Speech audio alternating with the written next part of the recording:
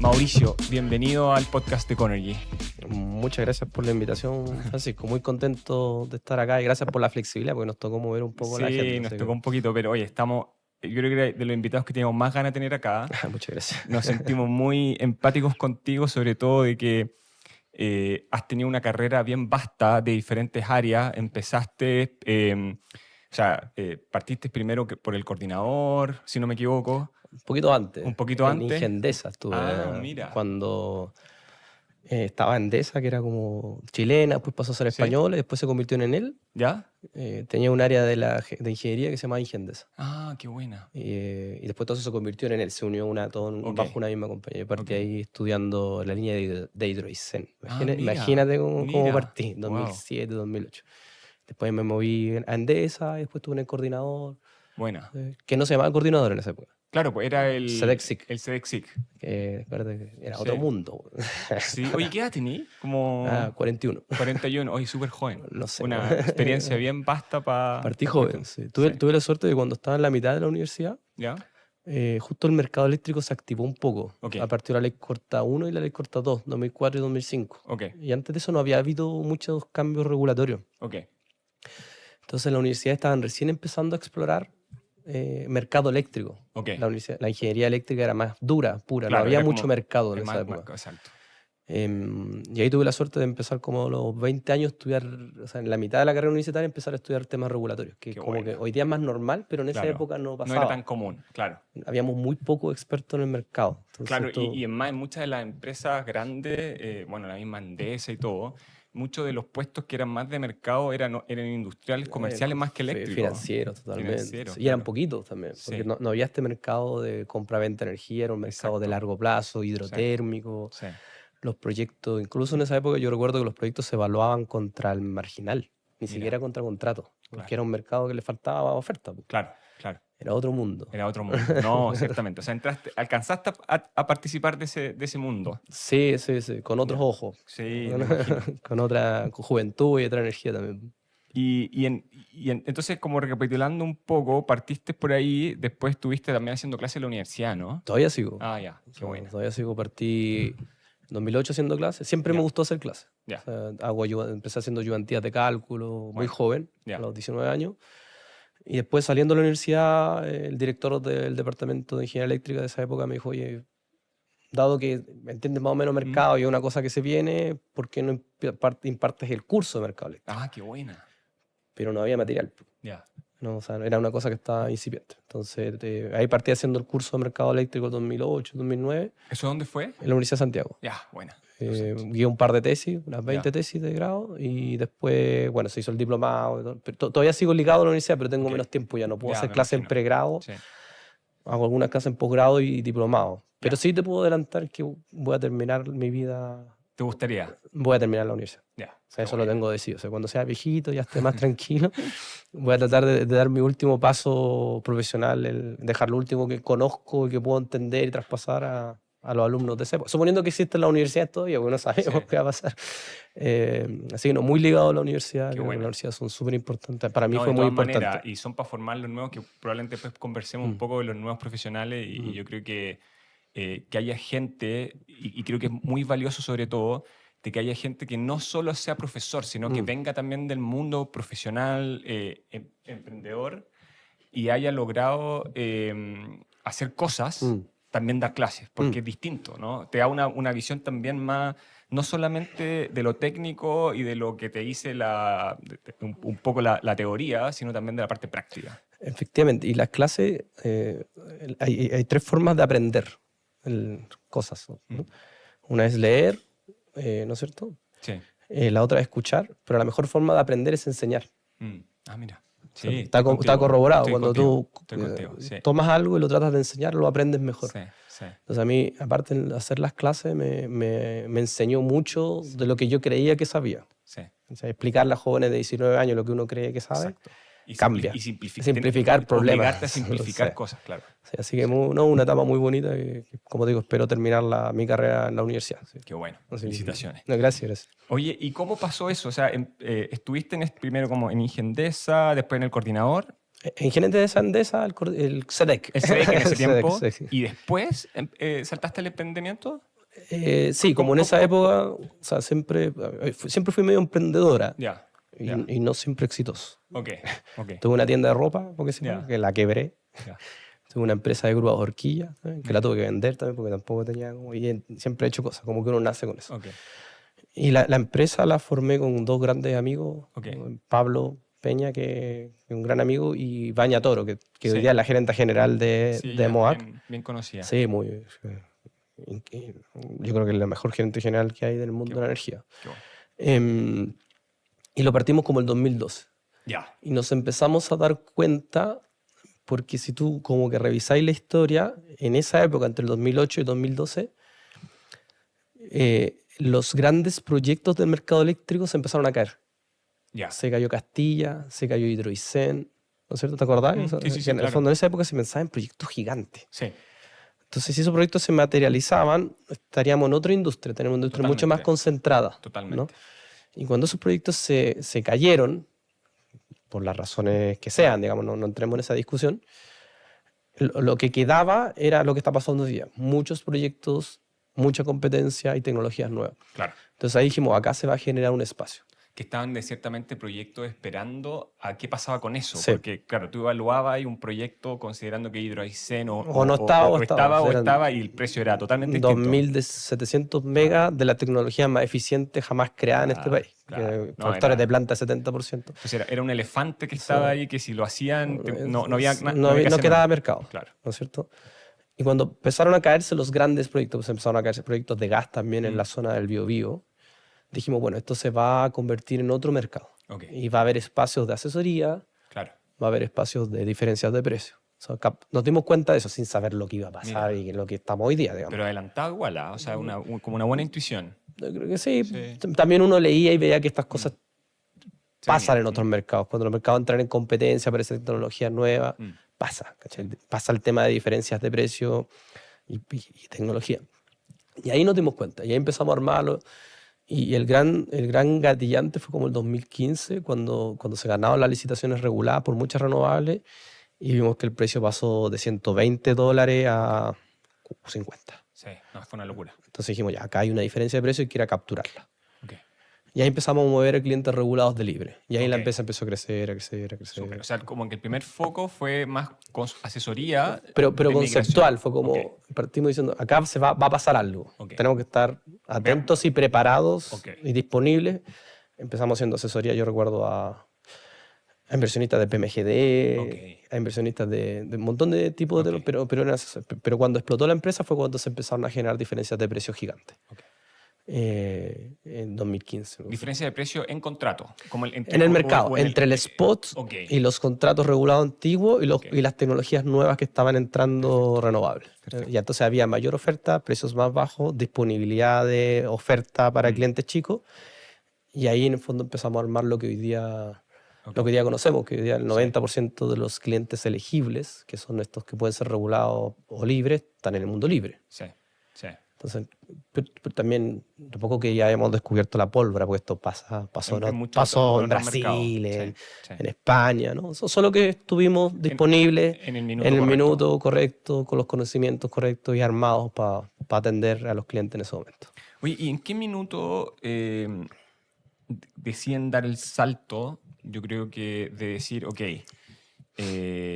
me imagino que le estaba yendo bien con las consultorías, viendo esta asesoría tanto a los generadores como a los clientes, etc. Y decir, ¿sabes qué? Demos el salto y volvámonos un comercializador. ¿En qué minuto fue qué pasó? Sí, ahí fue cuando conocimos a nuestro socio actual, que es Copec.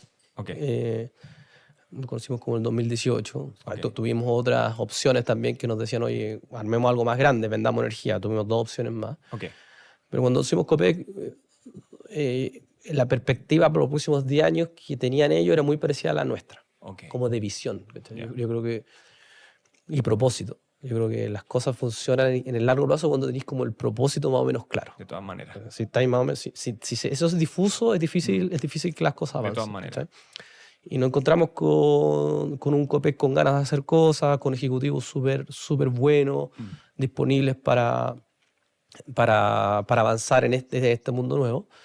Entonces ahí fue como cuando dije, bueno, sí, tengamos un socio nuevo, nosotros queremos trabajar en Copec, ellos con nosotros con ellos con nosotros, tenemos la perspectiva más o menos similar, hagámoslo. Y hoy día somos una única empresa en un único ecosistema que yo creo que nacional. O sea, hoy día Copec tiene un ecosistema de energía bien sí. complejo, robusto y que está funcionando. No, yo creo que Copec lo ha hecho, así como paréntesis del sector eléctrico, pero lo ha hecho muy bien en general. O sea, como que en algún minuto tomó la iniciativa de empezar a diversificar su negocio y asociarse con diferentes emprendimientos, startups y cosas, como de ampliar su paleta, y creo que lo han hecho muy, muy bien. Y el propósito era muy parecido al nuestro. Fíjate, era como el cliente como en el centro. Tú fijas como Copec, es como siempre primera en servicio. Claro. Y el cliente en el centro. Y nosotros era como lo mismo, cómo atendemos al cliente, cómo hacemos que el cliente tenga las mejores condiciones, que confíe en un mundo nuevo.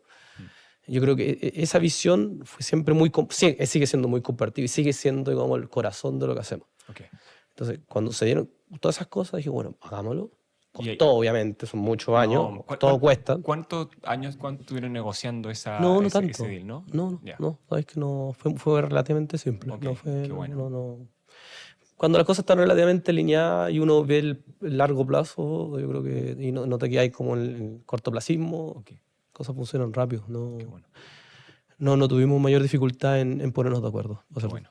Qué bueno. ¿Y cómo se dio esa primera como conversa? ¿De dónde salió? No, querían ser cliente libre. Querían ser cliente libre. Y nos llamaron, oye, ¿qué es esta cosa de cliente libre? Para el 2017. Y empezamos a conversar y ellos justo estaban armando sus sugerencias nuevas de innovación, entendiendo que venía la electromovilidad y varias cosas que iban a cambiar el mercado. Y ahí conocimos a las personas adecuadas internamente y dijeron, oye, de repente tenemos esta idea de tener una empresa de energía. Nosotros también queremos hacer lo mismo, nos llevamos bien, mismo propósito, personas buenas también. Y ahí todo ha funcionado hasta el día de hoy y va a seguir funcionando bien porque pues somos los mismos al final. Que creamos eso es lo que estamos trabajando hoy día. Tal cual. Me imagino que... Y ahí un poco lo absorbieron y crearon la marca Copec Emoac, entonces. Sí, que se creó la marca Copec. Y ahí se volvieron un comercializador. Claro, nosotros nos definimos más que como comercializador. Sí. Yo soy presidente del gremio, ¿no es cierto? Que hoy ya nos llamamos comercializadores y suministradores de energía. No sé si supiste eso. No, qué bueno. Agregamos el suministradores. Qué bueno. Porque entendíamos que el comercializador es más bien una cosa incluso de transaccional, pero el suministrador es el que atiende al cliente. Y creo que los asociados del gremio son los que más cerca de los clientes están. La visión nuestra. Eso, y agregamos, ya somos comercializadores y suministradores de energía de Chile. Entonces, está en los estatutos, lo cambiamos creo que hace 2 directorios atrás. No lo hemos hecho tan... Me gusta el concepto. Sí, a mí también me gusta mucho. Lo discutimos. Clarifica un poco. Sí, clarifica también porque también la figura de comercializador, que es algo que queremos que se normalice en la regulación, no está, pero entonces quedaba la duda. ¿Y nos podrías contar un poquito eso? ¿Cómo es eso que hoy día, claro, todo el mundo habla de los comercializadores y los generadores como si fuesen dos cosas distintas, pero no lo son. Entonces, ¿nos podrías contar un poco quizás cómo...? Sí. Nosotros creemos que, o sea, estamos seguros, digamos, hay diferentes formas de enfrentar el mercado. Están los PMGD que tienen un régimen estabilizado y en el fondo un negocio de infraestructura.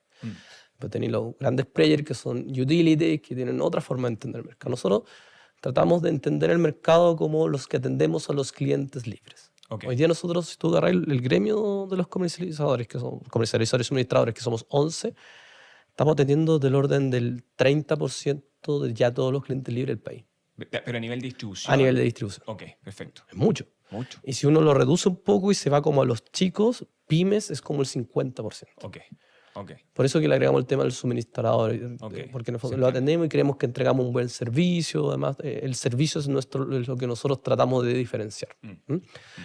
Y entonces eso es como lo que yo veo más. Ahora, desde el punto de vista regulatorio no hay grandes diferencias. O sea, las diferencias en nuestros mercados están más hechas en quién es más excedentario o deficitario en términos de energía. Así diferencia el sistema, quienes tienen energía física y quienes no.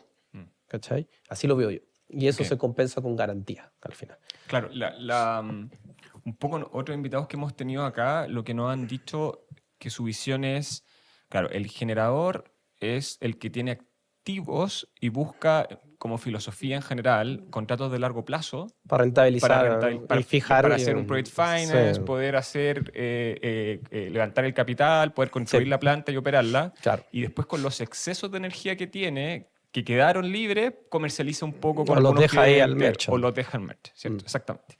Mientras que el comercializador tiene un espíritu diferente, que es como ir a buscar a los clientes quizás de segmentos más pequeños, principalmente, ir a comprar energía, ya sea para rentabilizar esos proyectos, ¿cierto? O haciendo un balance con cierto riesgo de spot también, y con eso armar un portfolio y atender a clientes, pero con una perspectiva más hacia el cliente, no hacia un activo de generación. Estoy totalmente de acuerdo. Esa es un poco la visión. Por eso que nosotros como Copec estamos en este gremio. Okay. Que es como el que nosotros entendemos que más está asociado a los clientes. Claro.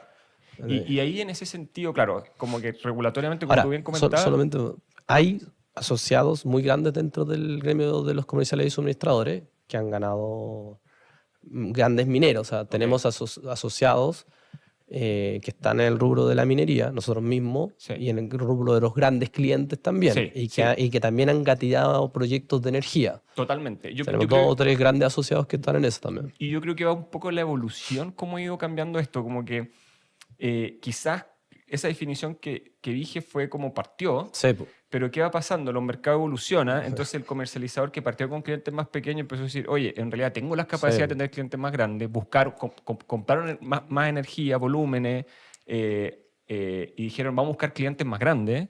Y también al otro lado hay generadores que armaron su propia área de comercialización y fueron a buscar clientes más chiquitos. Entonces como que se empieza como a mezclar, ¿no? Un poco y el pero mercado, está bien. y la agilidad del mercado. Pero está bien, porque el mercado que va cambiando y lo dirigen al final los clientes. Sí, es lo que piden. Al final es eso. El cliente el que dirige cómo nos tenemos que ver nosotros, y cada vez está más exigente el cliente. Lo que a mí me pone muy contento.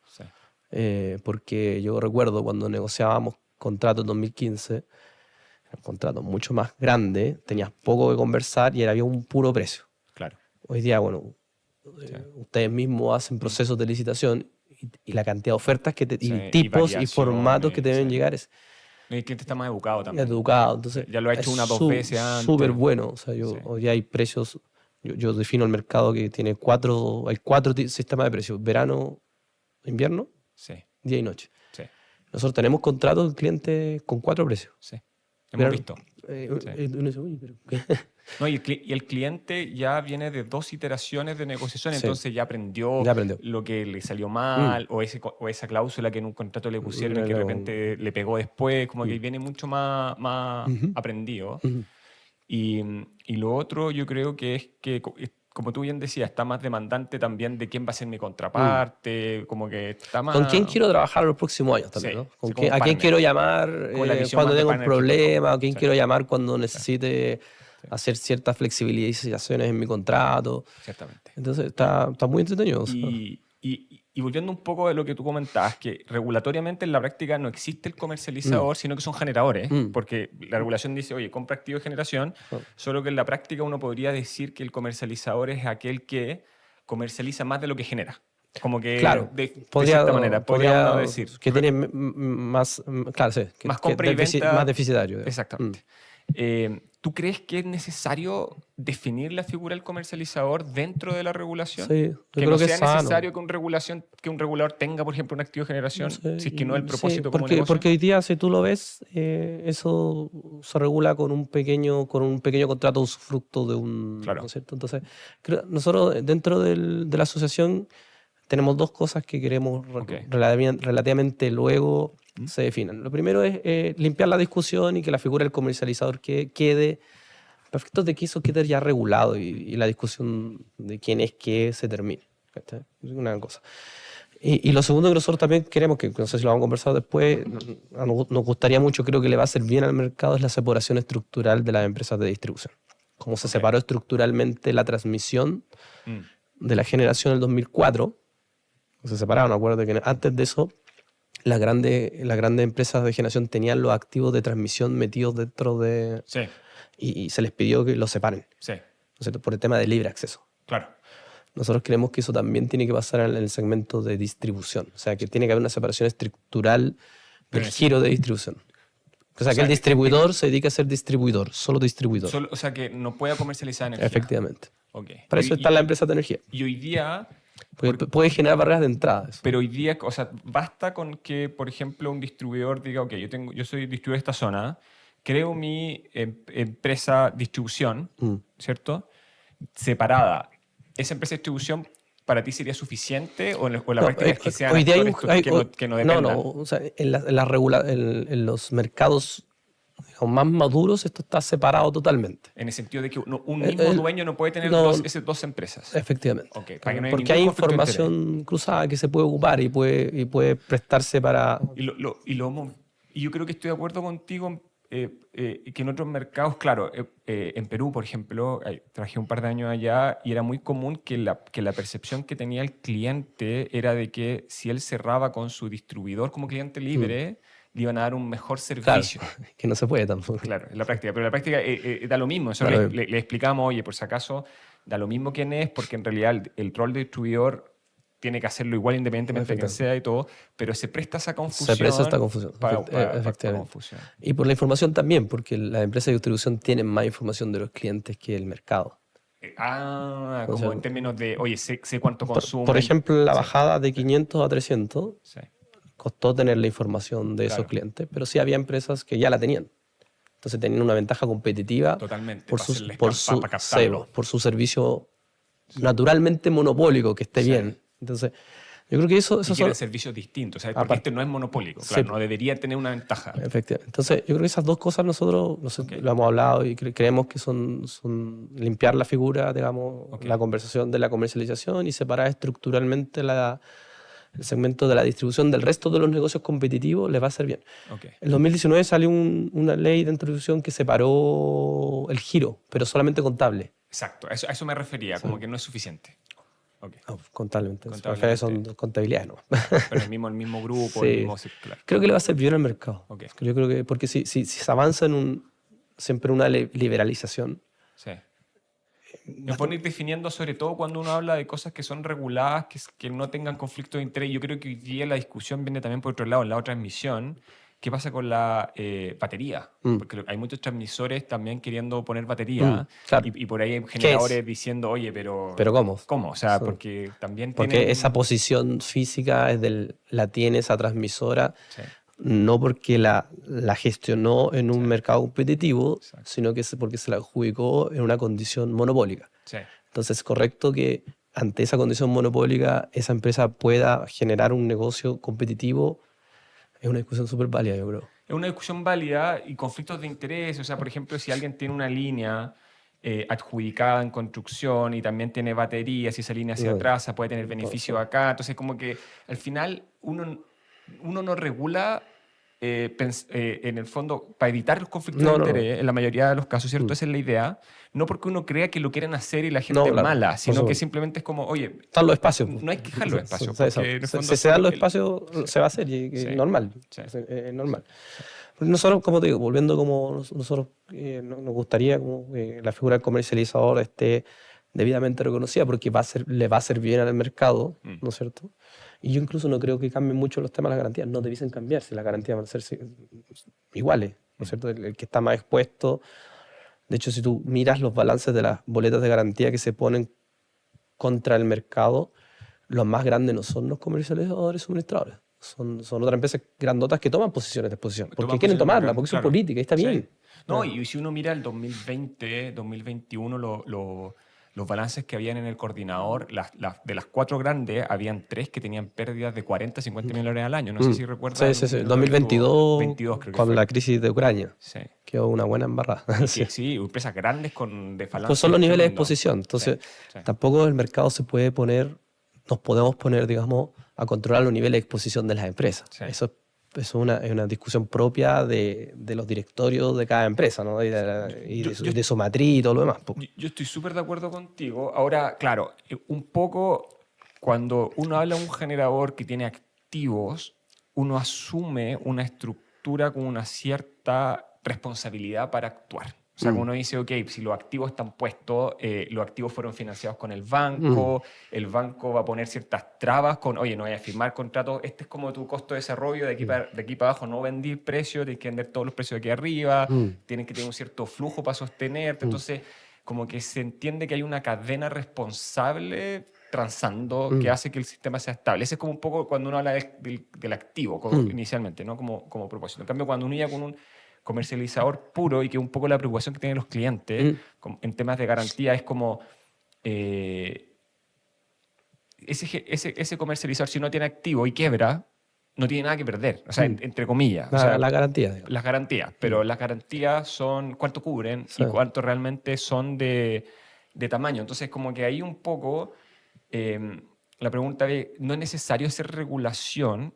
Como que levanto la pregunta simplemente que diga, ok, ¿este es el rango en el cual un comercializador puede actuar en términos de riesgo o se lo dejamos 100% al mercado y que el mercado regule? Lo que pasa es que hay una como contraargumentaciones, ¿no? Porque si uno revisa los últimos, no sé, los comercializadores y suministradores, el gremio se formó en 2019, me parece, y nacieron como el 2014, 15, ¿no?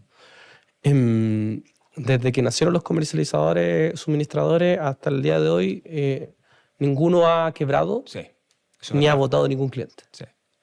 Es un datazo. Un buen dato. Un datazo. Sí, o sea, nosotros tenemos... No.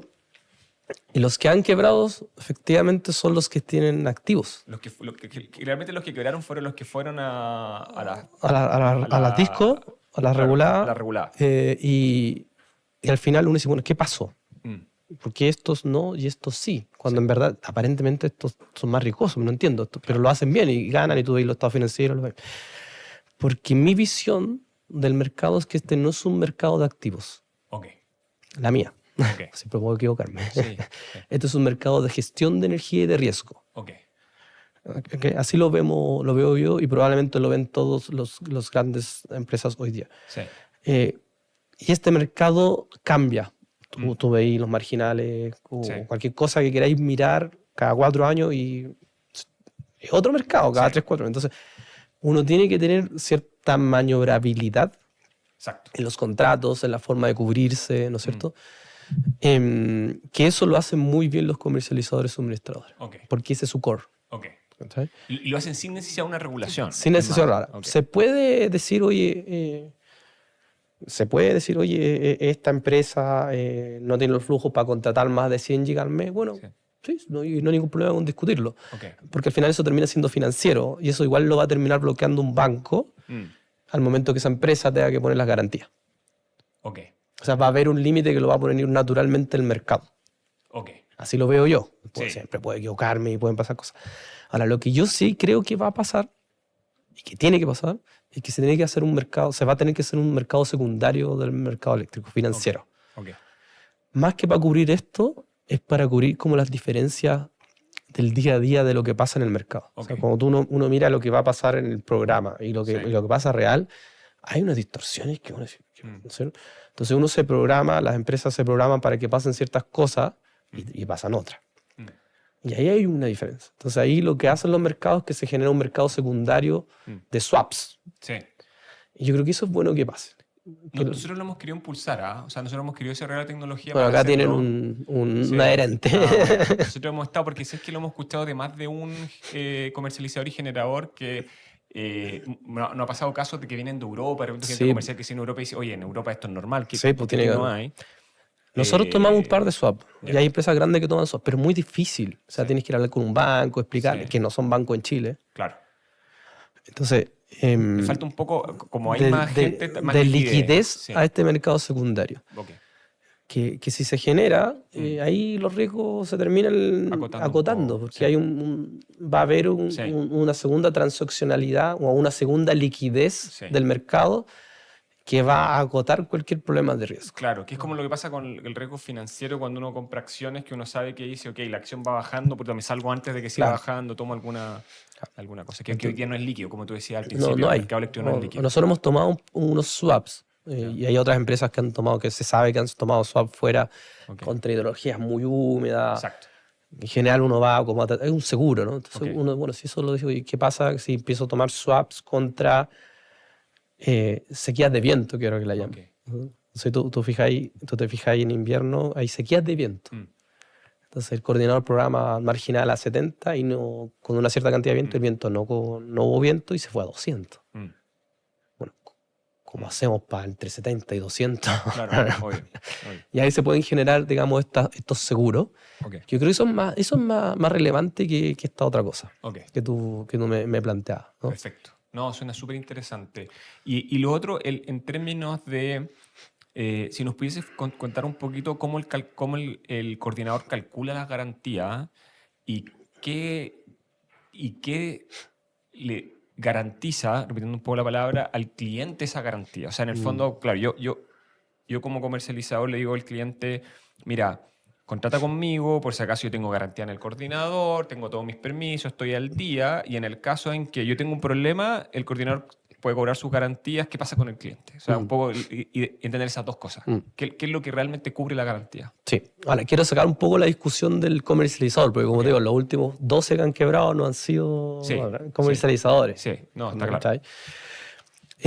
No, pues lo que hizo hoy día, o sea, el cliente tiene 3 meses, digamos, para buscarse un nuevo suministrador. Okay. Eso sí, el cliente es libre. Si es regulado, ya sabemos lo que pasa. Se relicita qué es lo que pasó. Cuando fue un... Claro, ¿no es cierto? Porque puede pasar también que lo que más ha pasado es que las quiebras o el que queda más votado el regulado. Sí. Y ahí lo que pasa es que ha habido como...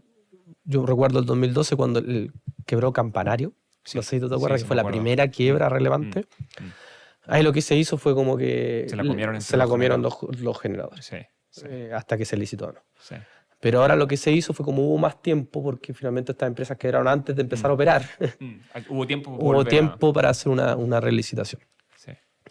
Entonces, claro, después como el cliente no va a tener siempre va a tener suministro. Yo creo que el mercado te asegura que va a tener suministro. Okay. Pero ahí uno se devuelve como un poco lo que hacen ustedes. Bueno, ¿con quién firmo? ¿Con quién no firmo? ¿Cuáles son los riesgos de contraparte? Sí. Este precio que estoy firmando está dentro o fuera del mercado. Claro. Firmé a 2 años, 5 años, 8 años. Entonces, también tiene que haber una correlación, creo yo, de qué es lo que el cliente está dispuesto a tomar. Efectivamente. Sí. ¿No? Pero insisto, ¿sabes? Lo que te digo, ¿sabes?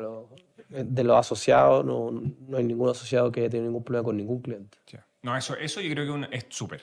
Ahora, me imagino que internamente, para usted es súper importante que no pase. Sí. O sea, porque si un asociado de usted termina quebrando, ya este pitch de, oye, los comercializadores no quieren y todo, probablemente no va a ser y probablemente el regulador va a meter cuál es el impacto, cómo regulamos esto y todo. O sea, como que hay una responsabilidad propia, me imagino, de los asociados de decir, oye, mantengámonos dentro de un rango razonable de riesgo. Sí, ahora, uno no se puede meter, como te digo, como gremio dentro de las políticas de riesgo de las empresas. Efectivamente. Sí. No se puede. Sí. Entonces, pero nosotros sí estamos dispuestos como gremio a conversar lo que haya que conversar con el regulador. Super. Como digo, en temas de seguridad financiera, seguridad energética, todo lo demás. Ahora, hay ¿Y no han pensado quizás como hacer lineamientos como de buenas prácticas? Como decir, oye, ¿sabes qué? Como dentro de los comercializadores, ¿cuáles serían buenas prácticas? ¿Cuál es el porcentaje, más o menos rangos que son razonables o criterios como buenas prácticas de comercialización? Sí, o sea, lo que pasa es que hay mucho trabajo que hacer. Sí. Como que uno como que va priorizando, ¿no? Sí.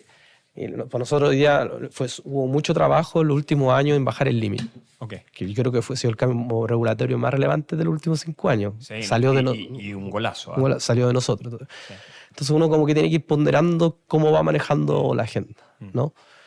Nosotros queremos seguir bajando el límite, queremos la separación estructural y ponernos en disposición del regulador para lo que haya que conversar.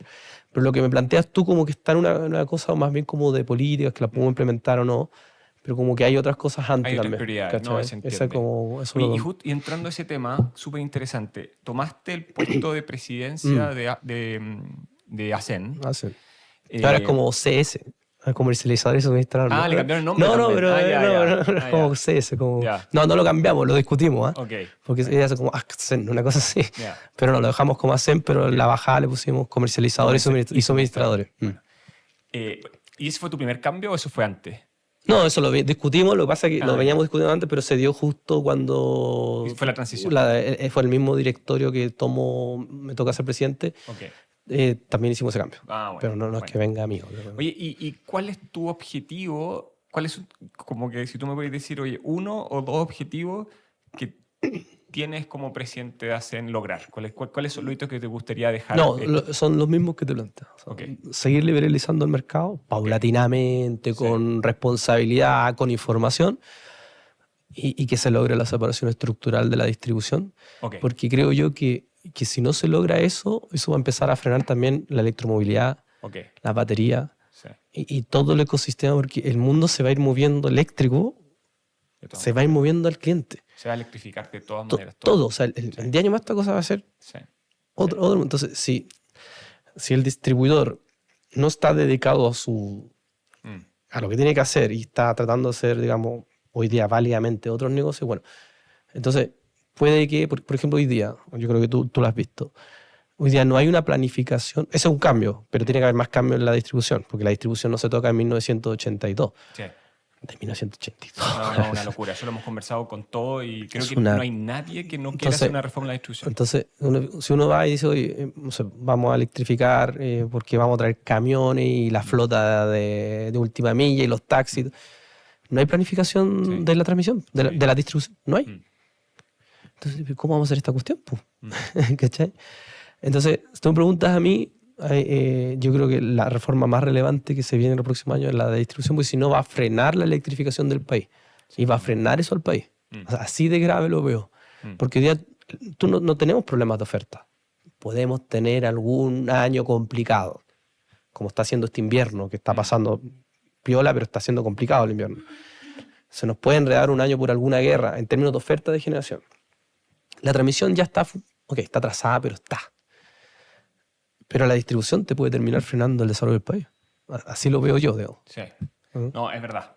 Estamos contigo en eso y creo que hay una agenda pendiente y esperemos que sea parte prioritaria del... Nosotros entendemos que sí, pero ha habido como 3 intentos antes de reformar la distribución, pero yo creo que ya no puedo esperar más. Sí. No, buenas palabras. Yo creo que toquemos mesa que resulte esta vez. En ASEAN, entonces, tomaste este nuevo rol. Tus dos próximas metas son o sea, seguir bajando el límite de la potencia y este cambio de la distribución, que dentro de las cosas tal que sea separada y todo, ¿no? Bajar el límite. ¿Cuánto es el límite que a ustedes les gustaría que llegase a ser en Chile? ¿Tú te imaginas un mercado 100% libre como en Europa o en algunos otros países? Yo creo que hasta 50 kilos es una cosa razonable. En los próximos 5 o 7 años. Ok. Ya, perfecto. O sea, esa es como la búsqueda. Y ahí ver qué pasa. O sea, hay que ir, yo soy una persona cauta en ciertas cosas. Iría de 50 en 50 cada 2 años, a ver cómo reacciona, porque puede que nos encontremos con un año enredado por algo. Siempre en el mercado eléctrico hay años complicados. O sea, eso es así. Entonces hay que paulatinamente, eso tiene que coexistir con la descontratación regulada.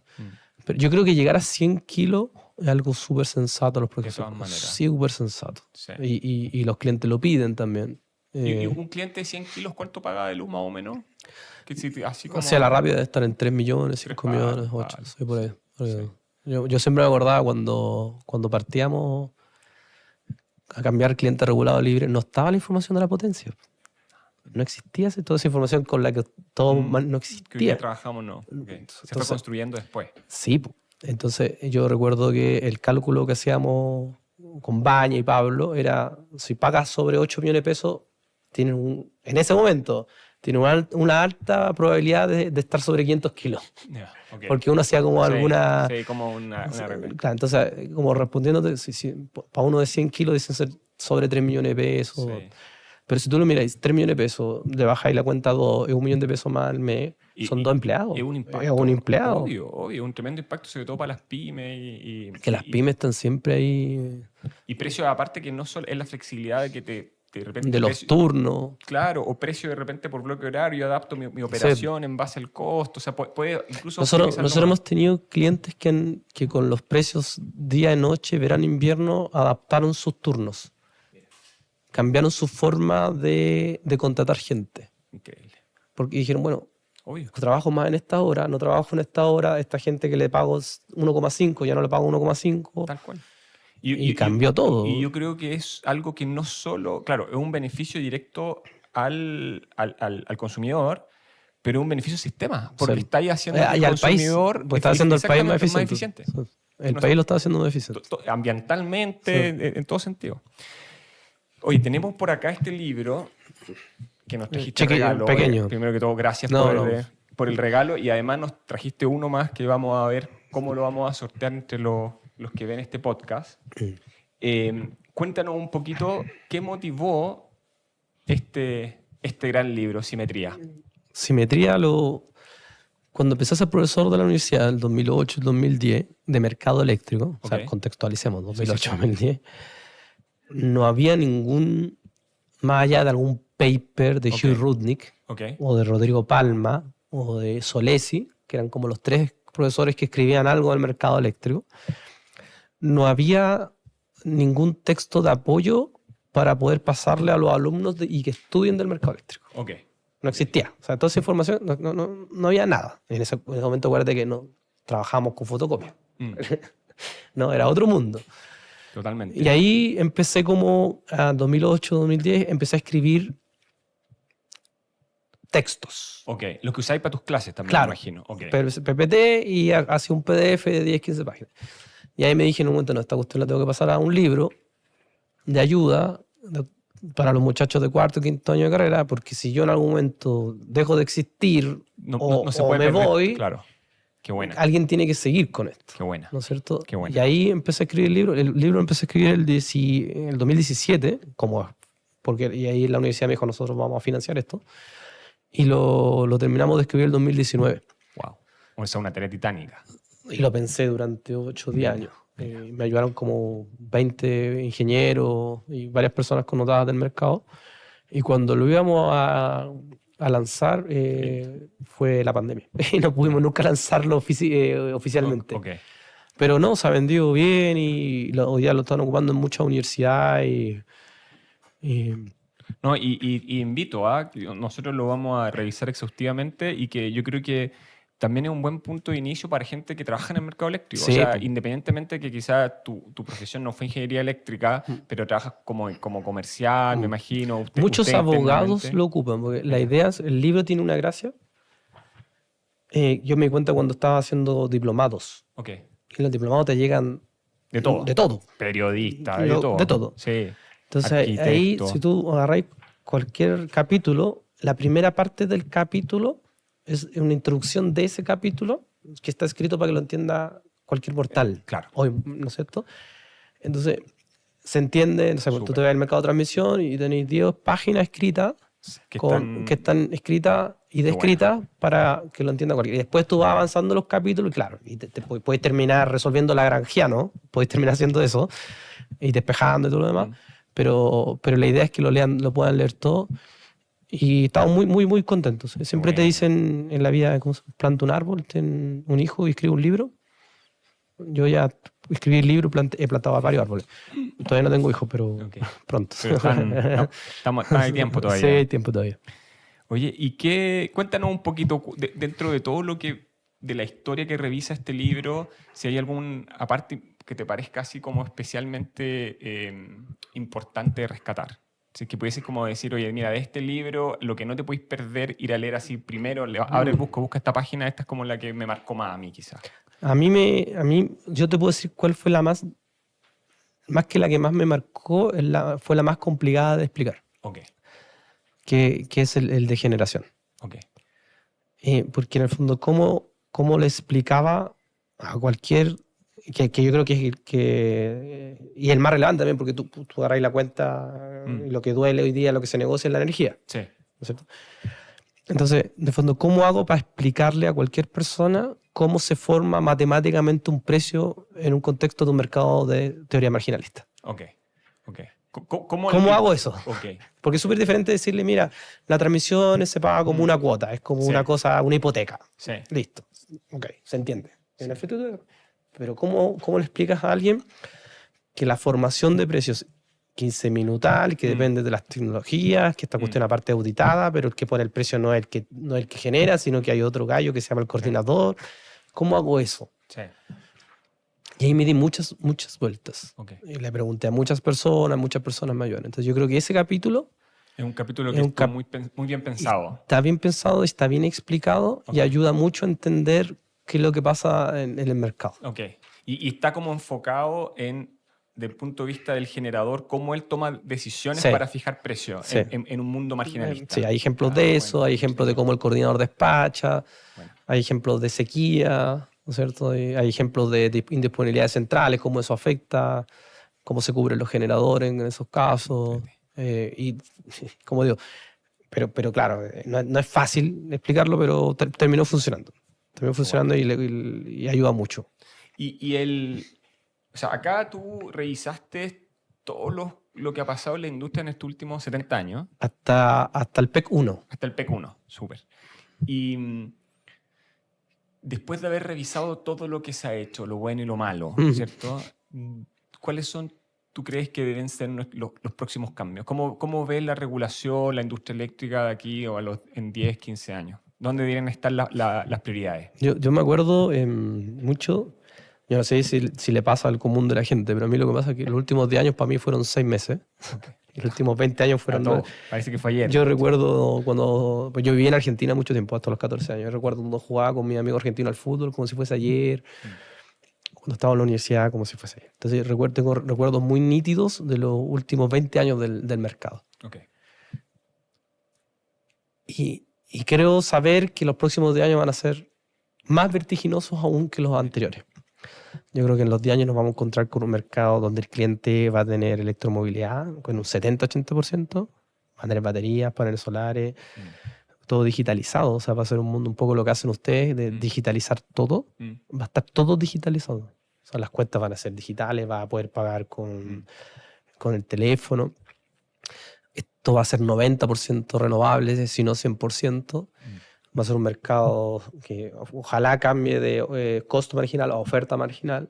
Eso va a ser una cosa compleja también de transitar. Y con un cambio bien grande en la regulación de distribución. Y cuando pase todo eso voy a escribir en simetría. Antes no tiene mucho sentido. Porque hay que ver qué va a pasar. Sí, hay que ver cómo se va a ordenar esto. Sí. Con las tecnologías, sobre todo, hay una cosa que se está llenando de batería. Bien. Súper bien. Pero si no se determina bien el despacho, o sea, el costo de oportunidad para determinar el despacho de batería, esta cosa se puede desordenar también. Ciertamente. Entonces hay que ordenar un montón de variables que van a ir apareciendo. Sí. Pero yo veo un mercado... Y Chile va a estar dentro de los top 5 a nivel mundial sin ninguna duda. Sin ninguna duda. Sin ninguna duda. Ahora, claro, quizá gran parte de la vida en la que te inspiró este libro, estáis más de un puesto mirando lo que está pasando. Hoy día estáis liderando una asociación importante, están haciendo cambio, una empresa que está revolucionando la forma de comercializar energía. Hoy día ya eres tú un agente de cambio, o sea, tú vas a influenciar lo que va a terminar siendo el mercado eléctrico probablemente en 10 años más. Ustedes como Copec, tú como Mauricio, como Copec Moac, tú como Mauricio, ¿dónde crees que va a estar tu granito de arena para que todo eso que nos comentas se haga realidad? Yo creo que nosotros aportamos mucho en algo que ustedes también están haciendo ahora, que les toca también a ustedes, a las nuevas generaciones, en dos cosas. En primero, mostrarle al mercado que existe información para tomar decisiones. Okay. O sea, yo creo que la información y el conocimiento no le pertenece a las personas.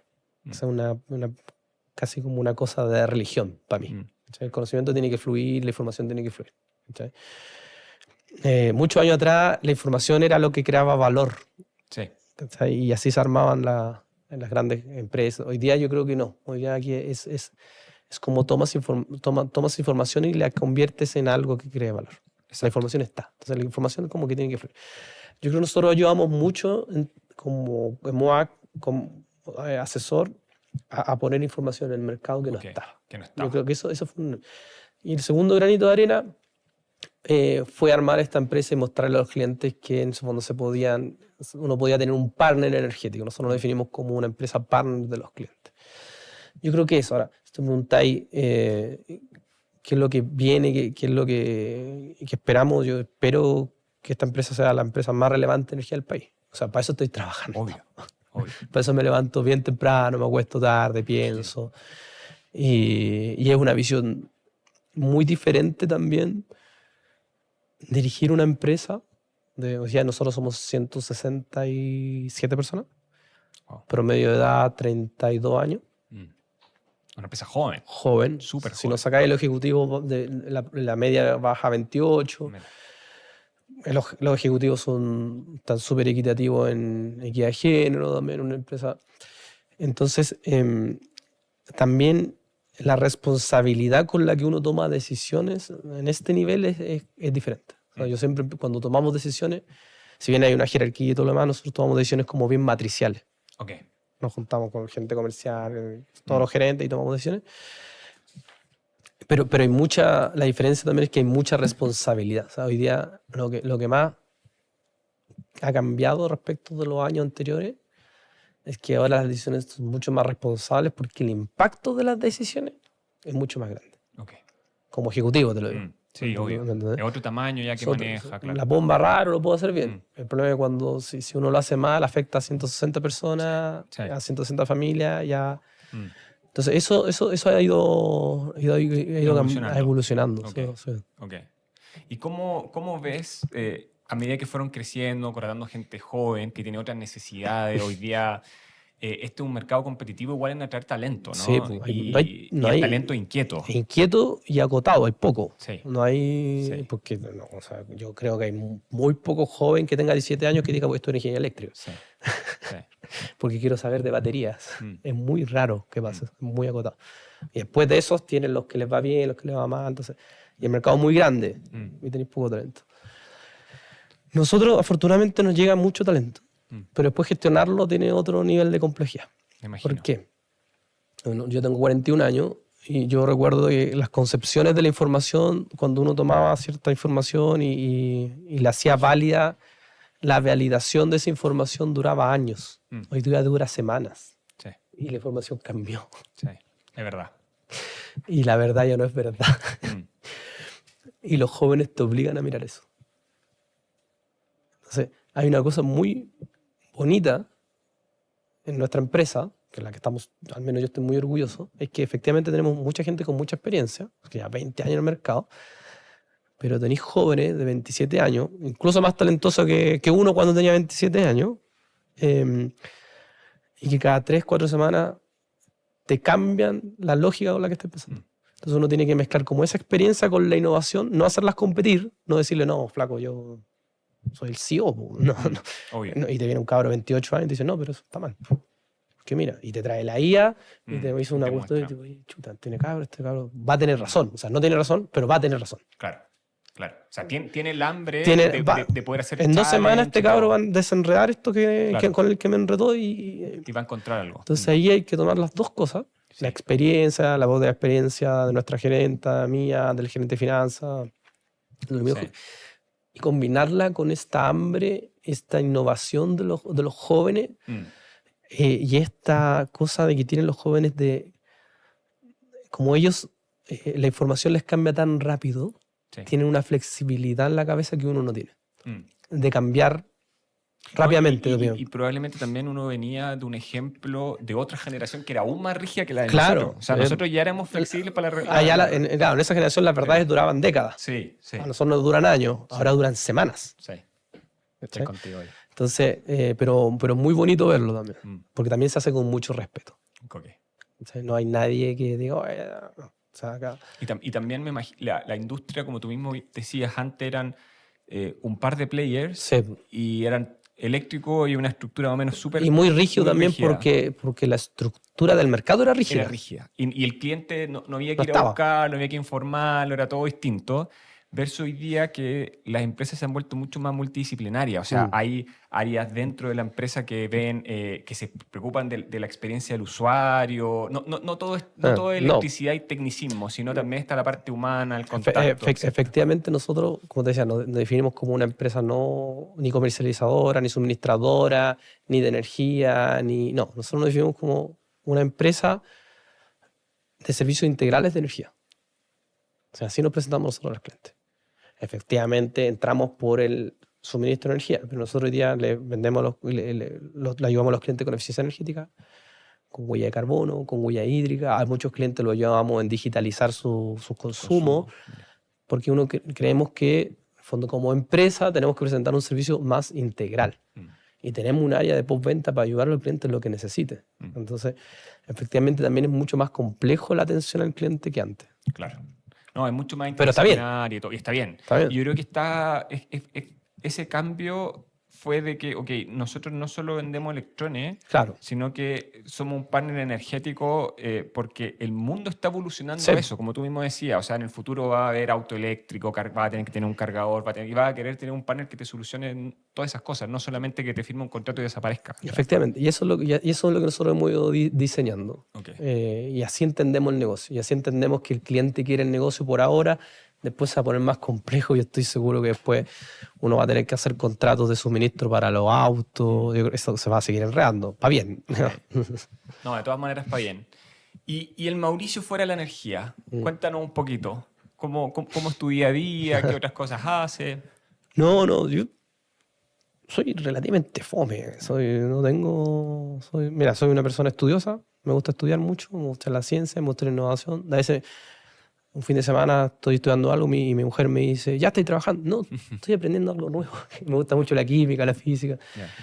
Mi vida es muy normal. Estoy con mi mujer, familiares, amigos, deporte y tengo muchos perros. Y ahora tengo un gato. Y si no me frenan puedo tener 100 perros.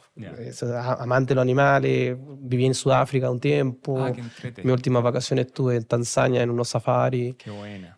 Una vida muy, muy tranquila. Muy tranquila, pero claro, un estudioso permanente, o sea, sí, te gusta estar aprendiendo cosas nuevas. Debe ser como lo que le pasa a los deportistas, ¿no? Que tienen que estar haciendo deporte, ¿no? Uno quiere seguir aprendiendo. Sí, te gusta mucho la física, y ahora que la información está por todos lados. Sí, eso yo creo que es increíble. Hoy día aprender es mucho más fácil que cuando nosotros estábamos más chicos. Fácil. Uno se mete a YouTube y quiero aprender de tal cosa, y hay gente explicándolo, o incluso la herramienta de inteligencia artificial, uno puede tener conversaciones. Oye, ¿sabes qué? Tengo dudas sobre este tema y puede ir al súper específico. Es como tener un profesor permanente. Exacto. Así que no, mi vida es muy, muy calma fuera de la oficina. A las 7:30 estoy lleno de WhatsApp y a las 11 de la noche también.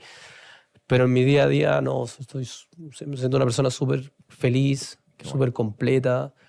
En lo profesional también. Tengo muchos sueños que cumplir, evidentemente, muchas metas todavía, pero estoy muy realizado. Estoy jugando al fútbol, estoy haciendo cosas que a uno lo llenan. Uno con pasar no sé si pasará a todos, digamos, pero con el pasar del tiempo uno empieza a valorar las cosas más simples. Así lo veo yo. Poder comer tranquilo, tener salud, poder hacer deporte, estar con la familia. Uno se da cuenta después de eso. Cuando tiene 23 años está en cualquier lado. Está en cualquier lado. Así que no, eso me dedico mucho a la empresa, que es como mi vida. Y que estén todos bien y ver como siempre la forma de hacer crecer esto. O sea, yo creo que interesante tu beta de emprendedor, empresario hoy día, líder comercial y al mismo tiempo estar con gente joven en la empresa cuando tú también eres profesor. Entonces también tienes esa me imagino como ese liderazgo de explicar, de ayudarlo. Yo creo que eso es bien entretenido, como que tenemos muchas pizarras en la empresa. Qué bueno. Cada sala tiene una pizarra. Y está lleno de plumones por todos lados. No, una buena escuela, entonces, para los que entran. Bueno, hablan de la escuela en Moaga algunos. Bueno.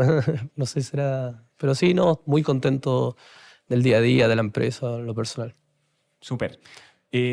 Mauricio, ¿algo que nos quisieras contar para cerrar? ¿Algún mensaje final? ¿Algo que te gustaría que quede aquí para la posteridad? Si alguien viene a mirar este capítulo. No sé.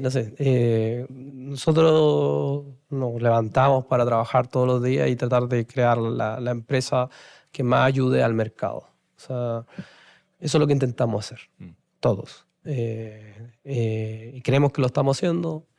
Vamos a seguir poniéndole todo el esfuerzo en atender de la mejor manera a los clientes, al mercado, a buscar soluciones donde tenga que haber, donde tengamos que buscar soluciones para traer a Chile, lo vamos a hacer. Agradecerle mucho también a todas las personas con las que trabajamos, nuestra gente General Baña, los socios antiguos, Pablo, nuestros socios actuales Copeca, la línea ejecutiva, que están todos los días trabajando con nosotros, a los jóvenes, que nos creen. Siempre digo algo que que hoy día, si uno no es capaz de convencer a los jóvenes que tienen un propósito, tú no vas, con toda la plata del mundo, ese joven no se va a quedar contigo. O sea, las personas tienen que estar contigo porque confían en lo que estás haciendo. Es mucho más difícil ser líder hoy que antes. Sí, hay que inspirar. Hay que inspirar. O sea, un líder hoy día, ¿cachai? Entonces, agradecerle a todas esas personas que están inspiradas con nosotros y trabajan con nosotros, pero que también nos inspiran. O sea, a mí me llenan de energía esas personas. Y nada, agradecerle a todo el mundo. Han sido 15 años muy bonitos, y agradecerle a todos los que han confiado en nosotros. Y repetir, pues estamos trabajando para crear la empresa más importante de energía del país. Mauricio, muchas gracias por venir. Gracias, Francisco, a ti. Chao.